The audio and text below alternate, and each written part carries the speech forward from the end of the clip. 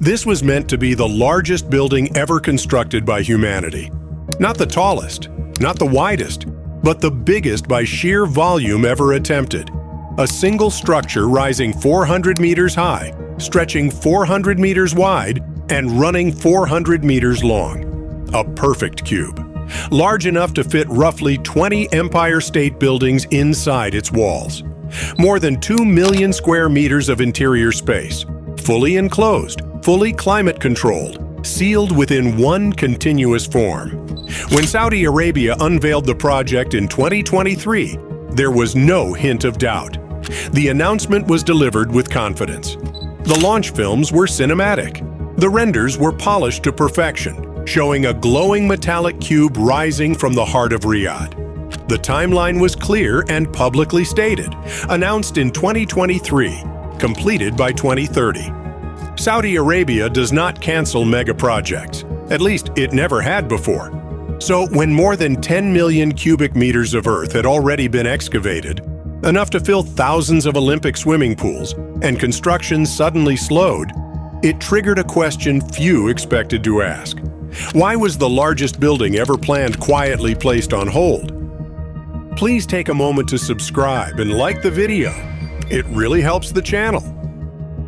Despite early headlines, the Mukaab was never a conventional skyscraper. It was not designed to compete with the Burj Khalifa or chase height records. It belonged to a completely different category. This was a megastructure, something closer to infrastructure than architecture. The cube measured 400 meters on every side and was wrapped in a metallic facade inspired by traditional Nejd patterns. Inside, it enclosed an entire interior city, protected from extreme heat and dust.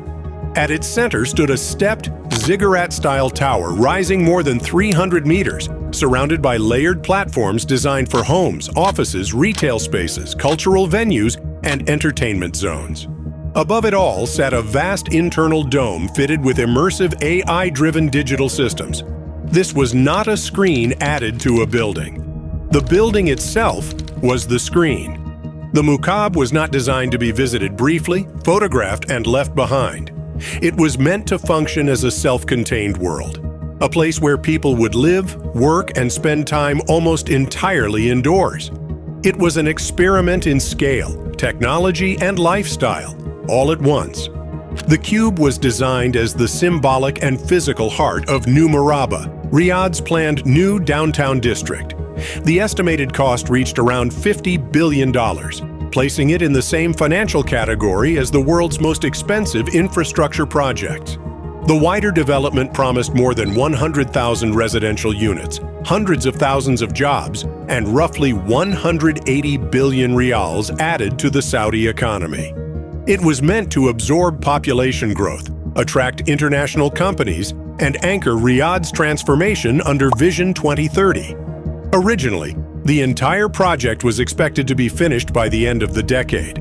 But as designs became more detailed and financial models more realistic, that schedule began to stretch. Quietly at first, then openly. Completion drifted toward the 2040s. That extension did more than add time. It multiplied risk. By 2024, the construction site looked unstoppable. Excavation was nearly complete. Early foundation work was underway. The Mukaab had already become one of the largest construction zones anywhere in Riyadh. Then the pace changed. According to reporting later confirmed by Reuters, construction of the cube itself was suspended beyond initial groundwork. Financing plans were reviewed again. Feasibility studies were reopened. While surrounding infrastructure, roads, utilities, and other New Murabba projects continued, the cube at the center entered a state of uncertainty. Officials avoided calling it canceled. Technically, the project remained alive, but functionally, it was paused. The Mukaab faced a problem few buildings ever encounter. It could not be built gradually in a meaningful way. You could not finish one section and open it to the public. You could not lease half a cube, and you could not generate serious revenue until almost everything was complete. Its value depended entirely on total completion, full operation, and large-scale occupancy at the same time. That made it extraordinarily difficult to price, finance, and insure. There was no real precedent for climate-controlled interior volumes on this scale. No benchmark for immersive digital environments covering millions of square meters, and no proven market demand for living or working inside a sealed megastructure. One question quietly followed the project from the start. Who was this actually for? Tourists might visit once or twice. Office tenants typically prefer simpler layouts and natural daylight. Residents often value outdoor space and flexibility, not permanent enclosure. And despite the scale of the ambition, no major anchor tenants were ever publicly confirmed. Vision alone could not guarantee demand. At the same time, Saudi Arabia was facing growing economic pressure from outside the construction site. In 2025, global oil prices dropped by nearly 20%, settling around $60 per barrel.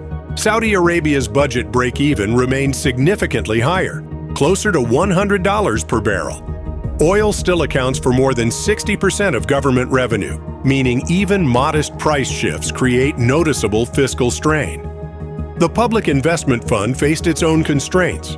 Although its assets approach $1 trillion, much of that capital is tied up in long-term projects with slow or uncertain returns. In 2024, reports revealed an $8 billion write-down across several major developments. In that environment, the Mukaab stood out as unusually exposed.